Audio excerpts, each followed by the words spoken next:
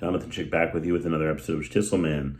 And we're continuing on with Season 3, Episode 2, and this is an outstanding episode with one of the best scenes in all of 3 seasons of Shtisel, where, in fact, Netflix uses this as a trailer for Season 3, where Shulem confronts the board members and in an dignified fashion shouts out how he gave his life, his spleen, his heart to the cheder, to the school, and how dare they take this away from them in an unjust manner. Now, Shulem is indeed correct to be indignant and to be quite upset and angry about this, what's going on, because as I spoke about last week, there really was no opportunity for Shulem to improve or to address the infraction of hitting that student.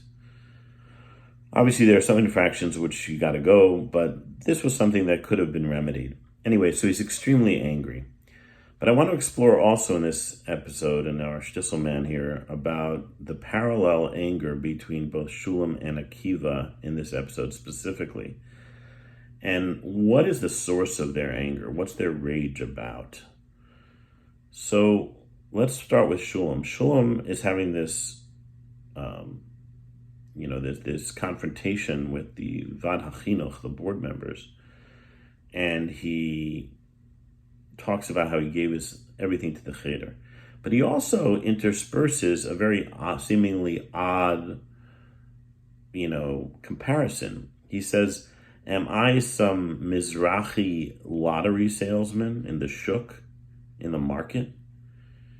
Mizrahi meaning sort of like a more of a, quote, in his mind, less religious or more, broadly observant individual. Of course, he's talking about his recently departed brother Socher. So he's referring to him because he was just rejected by Mrs. Yoktan, Giveret Yoktan, who he had feelings for and thought now that, she's a widow, he might have an opportunity to get close to her, and it doesn't hurt that she's financially wealthy now, winning the lottery, etc. But she doesn't have the same feelings and rejects him, similar to the rejection that Shulem had in a most awkward manner in previous last season, where the young woman from the north of Israel, who was a Baalei Tshuva, returning to Judaism, he had a similar experience. So Shulem is lonely. His anger is coming from deep, deep loneliness. And he compares himself to that salesman because he's saying that, like he was rejected by a woman who did choose that salesman. And so he's using that as a comparison. Who do you think I am? This is coming from tremendous pain. But his tremendous pain is not only about losing his job from the cheder. It's more almost, or at least equal to, his grief over the loss of his dear wife. This has been a theme throughout Shtisel, the mourning and the grief that Shulem has dealt with in a usually not productive manner. Here, what's really he's shouting out from the rooftops, I am lonely. I am deeply lonely. And not only that, when someone has a position like he did as the principal of that Jewish school, which, by the way, in those circles, it's quite a looked upon in a very high-level position. So what is he left with? If that is taken from him, what is he left with? He's only left with himself. True, he has family and whatnot, but his wife is dead. He's been rejected by various, women he's sort of inappropriately tried to get close to. Yes, it's true he was engaged, but the woman was not someone suitable for him. And now the job on top of it. So he's screaming out from the rooftops in a very raw, emotional scene done extremely well by Dovla Glickman. He screams in pain of his abject loneliness. Because if the job is taken from him as well, what else in his mind does he have? Now, there's always more. He has children and grandchildren and whatnot. And of course, he can get remarried. But the 1-2 punch of losing the job and on top of that, losing his wife is too much to bear. And although, of course, in this series, he gets his job back, at least you'll see in this episode, no spoilers, but it usually doesn't turn out that way in real life. But he does get it back, but still, you can see the pain.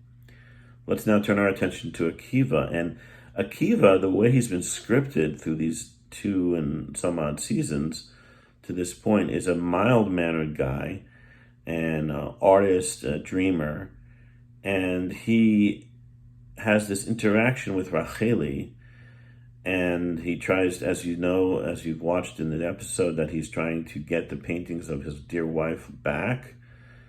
Again, I will say in parentheses, I wish the series would have developed a little bit more of a relationship and a background, a backstory with Libby and Akiva to show his pain. I think they do an interesting, again, a parallel when it comes to Shulem. They don't show the relationship in live time, but they do show it in flashbacks. We don't have that many flashbacks with Akiva and Libby. That being said, we do have some courtship of Akiva and Libby, which was sweet. So he loses his wife. Now Racheli's in his life, and he's trying to get the paintings of his wife back. He's trying to get his wife back, basically, essentially.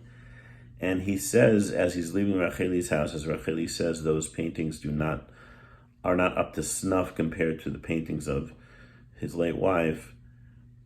He calls her a cold-hearted person and really out of character, displays a rage and anger in a bit of a muted fashion than Shulem, but still very full of rage.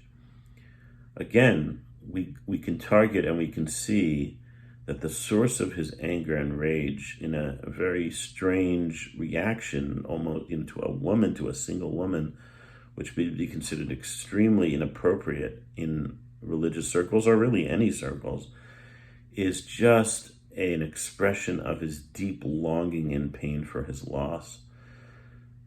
And this shows a very interesting point that, ultimately speaking, even a job such as Shulem's job, or even the amount of money that he'd be paid for those paintings, or even any type of, accolades or,